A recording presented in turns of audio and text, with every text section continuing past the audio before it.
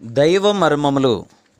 సహోదరుడు భక్తి సింగ్ గారి యొక్క అనుభవంలో దేవుడు ఆయనకు బయలుపరిచిన దైవ మర్మములు.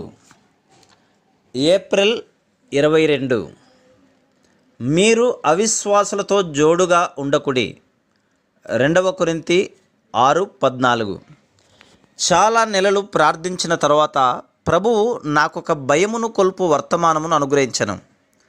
హిందూ దేశం యొక్క అన్ని ప్రాంతములకు వెళ్ళి నా నామము పెట్టుకున్న ప్రతి ఒక్కరూ, అతడు విద్యావంతుడైనను విద్యాహీనుడైనను సరే, ఒక పరిశుద్ధ గ్రంథపు ప్రతిని సంపాదించుకున్నట్లు చేయుము.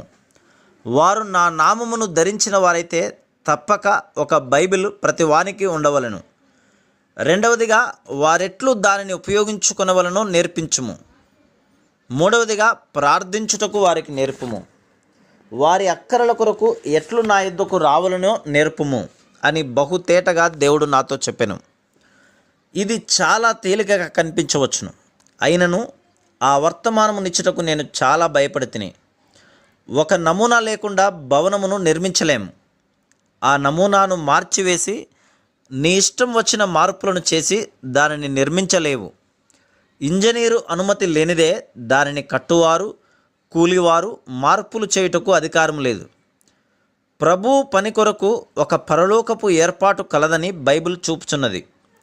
ఏ విషయంలోనైనను అవిశ్వాసులతో సహవాసం కలిగి ఉండలేము.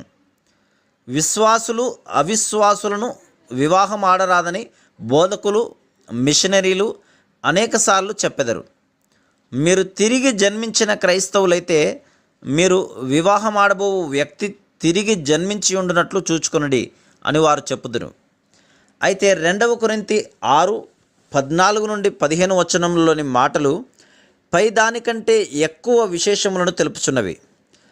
పెళ్లి విషయమును గూర్చి మాత్రమే కాక సంఘ విషయములను గూర్చి కూడా చెప్పుచున్నవి. అవిశ్వాసులతో కలిసి పనిచేసి ఎట్లు మంచి ఫలితములను పొందగలం? ఇది అసాధ్యము. ఇట్టి మిశ్రమముతో పనిచేసి దేవుని సంఘమును కట్టలేము. ఇది పనిచేయదు. యేసుక్రీస్తు ప్రభువును గూర్చి మనకున్న అనుభవము సజీవమైనదై లోతైనదై ఉన్నప్పుడు మాత్రమే మంచి పునాదిని వేయగలము. ఆయనే మూలకు తలరాయి.